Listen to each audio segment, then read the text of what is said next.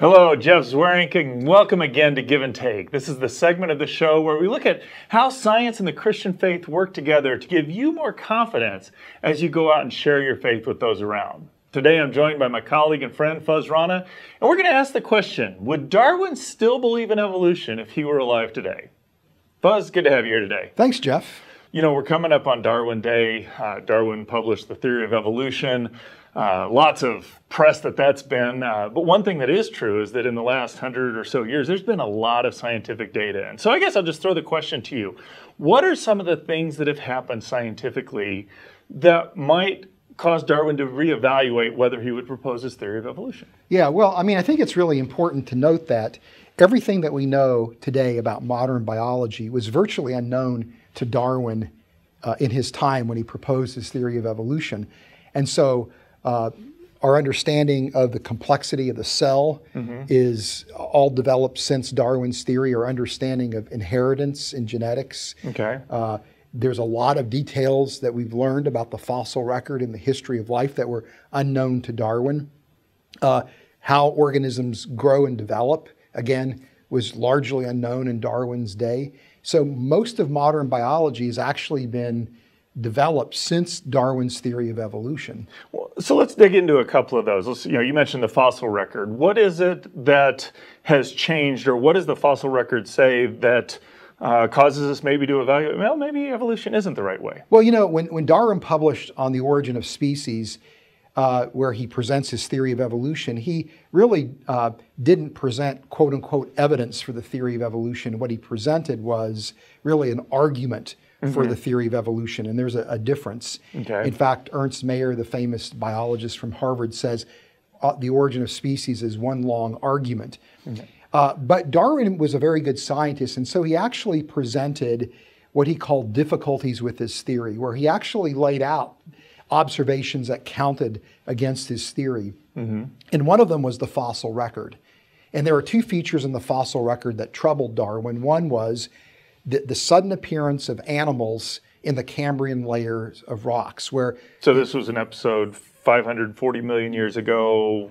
I remember in school, this was like there was pre-Cambrian, there's no life. After Cambrian, there is life.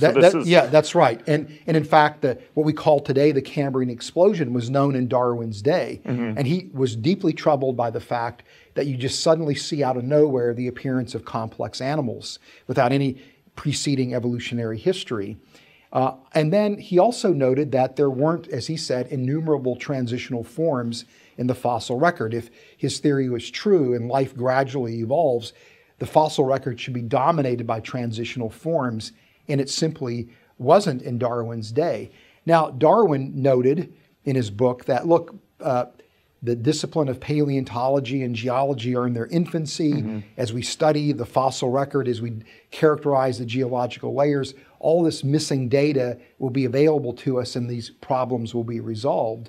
But here we are 150, 160 years later, and the fossil record still looks the way that Darwin saw it in his day.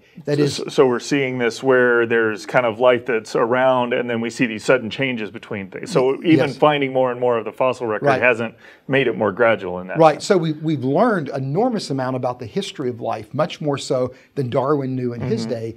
But the patterns in the fossil record are still the same. The Cambrian explosion has been verified as a real event in life's history that is enigmatic today for biologists. They don't know how to explain this in evolutionary terms. Yet I would say that looks like a signature for a creation event, the sudden appearance of life, complex life that shows up out of nowhere. But also we see major groups appear in the fossil record. They remain static. That's a common pattern. There's a dearth of transitional forms that you can point to.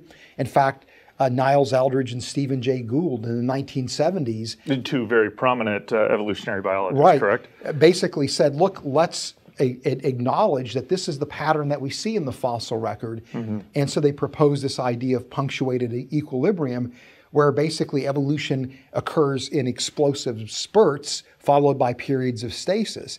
Now, they didn't really explain why it was that way, but rather they said that this is actually the patterns that we see in life's history and we need to address it. And again, that pattern looks like a pattern or a signature for creation. groups appearing suddenly and then remaining static without any kind of change before they disappear, that is a pattern you'd expect a creator to produce. You know, that's a remarkable statement. And I remember actually having an opportunity to hear Stephen Gould back in the late 80s, early 90s. But that idea that there's this long periods of stasis by period or punctual jumps, if you will.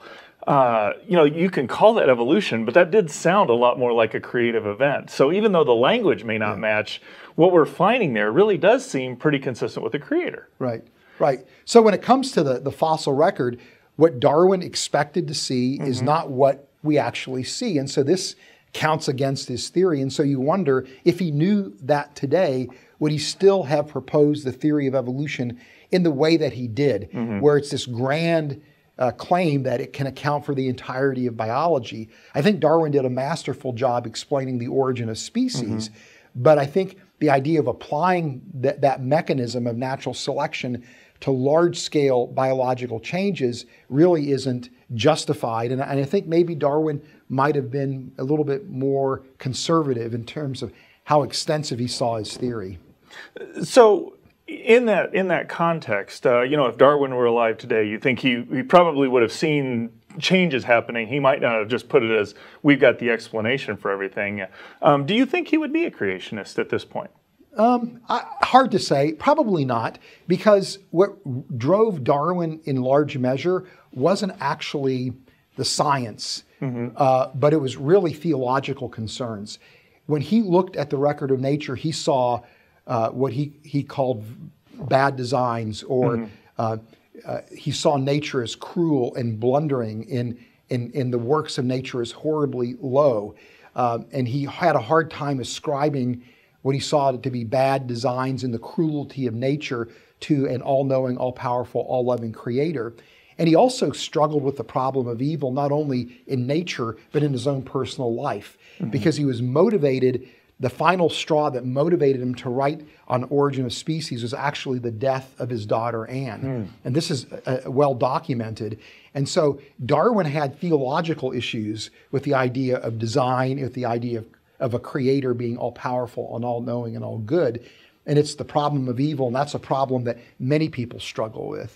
You know, that's just fascinating. You're describing that he's got some theological, emotional, challenging problems to deal with, but the scientific data really does seem to align with the creation account, if you will. And so I find that interesting, that there's still these problems, but the data actually points to a creator. Buzz, I appreciate your comments.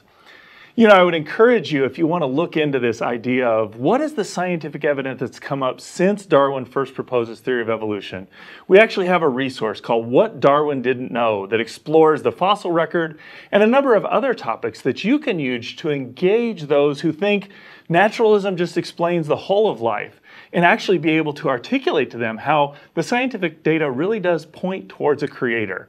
And you can use that to share the gospel with those around.